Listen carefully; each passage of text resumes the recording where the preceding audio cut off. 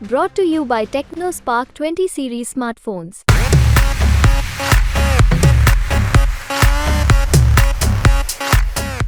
मध्य प्रदेश में 6 लोकसभा सीटों पर वोटिंग संपन्न हो गई, यानी कि 6 लोकसभा सीटों पर मतदान हो चुके हैं। पहले चरण की वोटिंग जिन 6 सीटों पर हुई है उसमें महाकौशल क्षेत्र की बालाघाट, छिंदवाड़ा, मंडला, जबलपुर, सीधी और शहडोल लोकसभा सीटें शामिल हैं।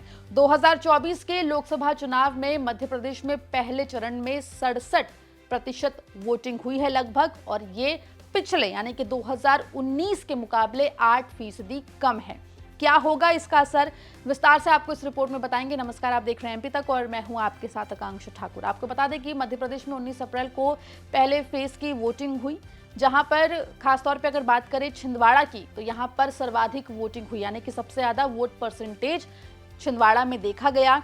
क्या कुछ कहता है मध्य प्रदेश की सीधी, छिंदवाड़ा और मंडला लोकसभा सीट का वोटर्स टर्नआउट रेशियो या वोटिंग परसेंटेज, विस्तार से आपको बताते हैं। सबसे पहले बात करेंगे छिंदवाड़ा की, तो छिंदवाड़ा में 79% वोटिंग हुई है, यानी कि लगभग 80% वोटिंग यहाँ पर हुई है, और ऐसे में कांग्रेस और बीजेपी दोनों के लिए यहाँ पर सस्पेंस बढ़ गया है। आपको बता दें कि 2019 के मुकाबले छिंदवाड़ा में 2.8% कम वोटिंग हुई है। अगर बात करें 2019 के लोकसभा चुनाव की, तो छिंदवाड़ा में 82.39% वोटिंग हुई थी। वहीं अगर 2014 के लोकसभा चुनावों की बात करें तो यहाँ पर 79.5% वोटिंग दर्ज की गई थी। वहीं 2019 के लोकसभा चुनाव में नकुल नाथ, जो कि कांग्रेस के प्रत्याशी थे, उन्होंने महज 37,000 वोटों के अंतर से जीत हासिल की थी।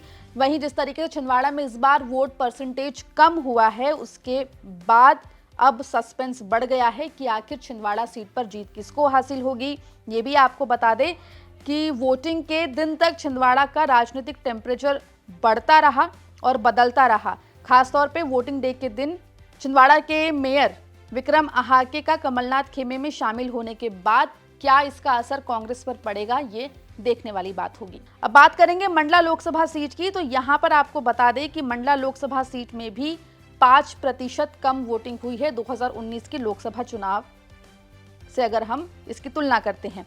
अगर बात करें 2024 के लोकसभा चुनावों की, जो कि हाल ही में संपन्न हुए हैं पहले फेज में, उसमें 72.49% वोटिंग हुई। 2019 में 77.76% वोटिंग मंडला में दर्ज की गई। वहीं 2014 के लोकसभा चुनाव में 66.71% वोटिंग हुई थी। माना जा रहा है कि पुराने प्रत्याशी होने की वजह से जनता के बीच कम उत्साह नजर आया वोटिंग को लेकर, लेकिन जिस तरीके से मंडला लोकसभा सीट में वोट परसेंटेज कम हुआ है, इसका असर कैसा होगा ये तो 4 जून को पता चलेगा। लेकिन फिलहाल दोनों ही पार्टी बीजेपी और कांग्रेस जो है उनके लिए यहाँ पर चुनौती बनी हुई है। अब बात करेंगे सीधी लोकसभा सीट की, तो यहाँ पर 15% कम वोट शेयर देखने को मिला है। आपको बता दें कि सबसे कम वोटिंग सीधी में हुई है, यहाँ पर 54.36% वोट पड़े हैं।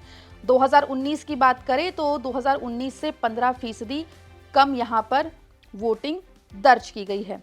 आपको बता दें कि सीधी लोकसभा सीट में इस बार 55.19% वोटिंग हुई है।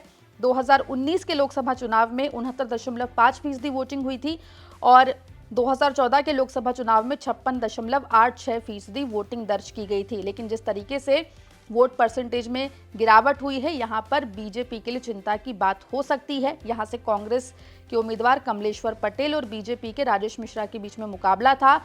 बीजेपी से बागी हुए अजय प्रताप सिंह गोंडवाना गणतंत्र पार्टी से यहाँ पर चुनावी मैदान में उतरे थे।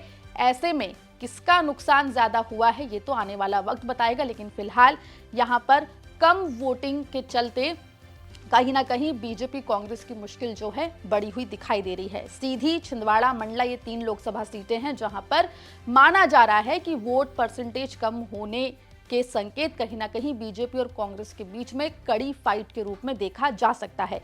हालांकि इंतजार करना होगा 4 जून का, जब नतीजे आएंगे और चलेगा पता कि आखिर कम वोटर्स टर्नआउट का नुकसान आखिर किसे हुआ है और फायदा किसे हुआ है। रिपोर्ट कैसी लगी कमेंट सेक्शन में हमको जरूर बताएं। मध्य प्रदेश से जुड़ी तमाम खबरों के लिए बने रहिए एमपी तक के साथ।